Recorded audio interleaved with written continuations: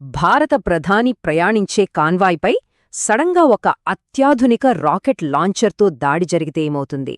అసలు రోడ్డు కింద దాచిన రిమోట్ బాంబును ఉగ్రవాదులు పేల్చాలని చూస్తే ప్రధాని ఎలా ప్రాణాలతో బయటపడతారు?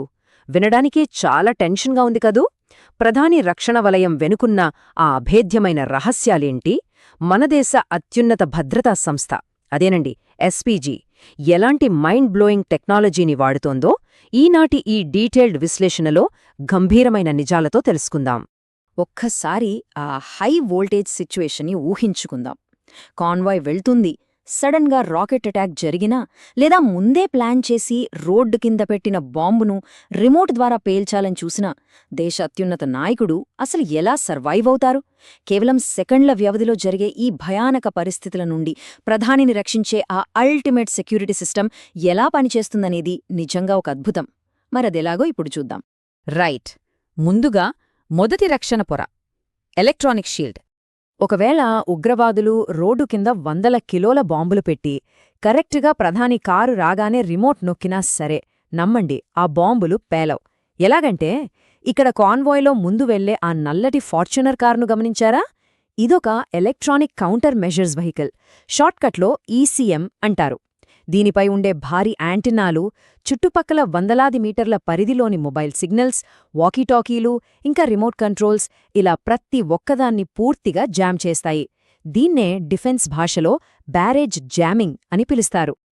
అంటే ఇక్కడ జరుగుతున్న అసలు మ్యాజిక్ ఏంటంటే ఈ బ్యారేజ్ జామింగ్ వల్ల ఆ చుట్టుపక్కల రేడియో ఫ్రీక్వెన్సీలన్నీ పూర్తిగా కట్టయిపోతాయి. సో శత్రువు ఎంత టెన్షన్గా డిటోనేటర్ బటన్ నొక్కినా ఆ సిగ్నల్ బాంబు వరకు అస్సలు రీచ్ అవ్వదు.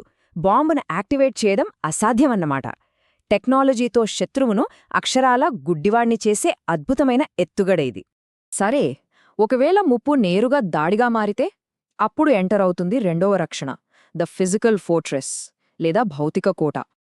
ఈ కారు చూడ్డానికి మామూలుగానే ఉండొచ్చు, కానీ ఇది మార్సిడెస్ మేబ్యాక్ S650 గార్డ్, ప్రపంచంలోనే అత్యంత సురక్షితమైన VR10 లెవెల్ బుల్లెట్ ప్రూఫ్ కవచం దీని సొంతం. AK-47 బుల్లెట్ల వర్షం కురిసినా సరే లోపలున్నవారికి చిన్న గీత కూడా పడదు.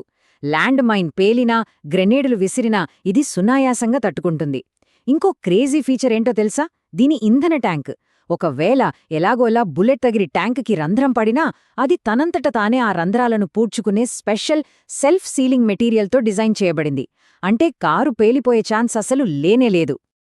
ఇక కార్ల భద్రతను పక్కన పెడితే పబ్లిక్ మీటింగ్స్లో సిచ్యువేషన్ ఇంకా టఫ్గా ఉంటుంది కదా. అక్కడే మన మూడవ రక్షణ పొర అంటే వ్యూహాత్మక మానవ నిఘా వలయం యాక్టివ్ అవుతుంది.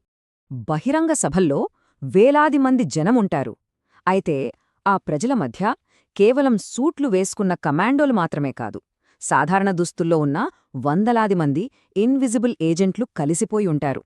ఇక పైనుండి ఎస్పీజీ డ్రోన్లు ప్రతి ఒక్కరినీ స్కాన్ చేస్తుంటాయి. ఈ డ్రోన్లల్లో ఉండే థర్మల్ కెమెరాలు ఎంత పవర్ఫుల్ అంటే ఎవరైనా బట్టల కింద బాంబులు దాచుకుంటే వారి బాడీ హీట్లో వచ్చే చిన్న చేంజ్ని బట్టి సెకండ్లల్లో వాళ్ళని పట్టేసుకుంటాయి. శత్రువు ఇంకో అడుగు ముందుకు వేసేలోపే ఎక్కడి నుండి వచ్చారో తెలియని ఈ ఇన్విజిబుల్ కమాండోలు అతన్ని సైలెంట్గా అదుపులోకి తీసుకుంటారు. సో ఇదంతా చూస్తుంటే ఒక విషయం క్లియర్గా అర్థమవుతుంది. ప్రధానికి రక్షణ కల్పించడం అంటే కేవలం ఖరీదైన కార్లలో తిరగడం కాదు. ఇది శత్రు ఊహక్కూడా అందని అత్యంత అధునాతన వ్యూహాత్మక మాస్టర్ క్లాస్. రేయింబవళ్లు తమ ప్రాణాలను పణంగా పెట్టి దేశ నాయకుణ్ణి కాపాడుతున్న మన ఎస్పీజీ జవాన్ల శౌర్య పరాక్రమలకు ఇదొక సజీవ సాక్ష్యం. నిజంగా గూస్బంప్స్ తెప్పించే భద్రతా వ్యవస్థ ఇది. మరి ఈ అభేద్యమైన భద్రతా వలయంలో electronic jamming, VR10 bullet proof car లేదా థర్మల్ డ్రోన్ల నిఘా, వీటిలో ఏ రక్షణ పొర అత్యంత ఆశ్చర్యాన్ని కలిగించింది? అభిప్రాయాలను కింద కామెంట్ సెక్షన్లో తప్పకుండా పంచుకోండి. అలాగే మన జవాన్ల శౌర్యానికి గుర్తుగా ఒక లైక్ ఖచ్చితంగా కొట్టాల్సిందే. ఇలాంటి మరిన్ని మైండ్ బ్లోయింగ్ డిఫెన్స్ మరియు చారిత్రక విశ్లేషణల కోసం ఇప్పుడే MVR ఫ్యాక్ట్స్ ఛానల్ని సబ్స్క్రైబ్ చేసుకోండి. సాంకేతికతను మించిన ముప్పు భవిష్యత్తులో వస్తే దాన్ని ఎదుర్కోవడానికి మన బలగాలు ఇంకెలాంటి అస్త్రాలను సిద్ధం చేస్తున్నాయో కదా. మరో ఆసక్తికరమైన అంశంతో మళ్ళీ కలుద్దాం. జై హింద్.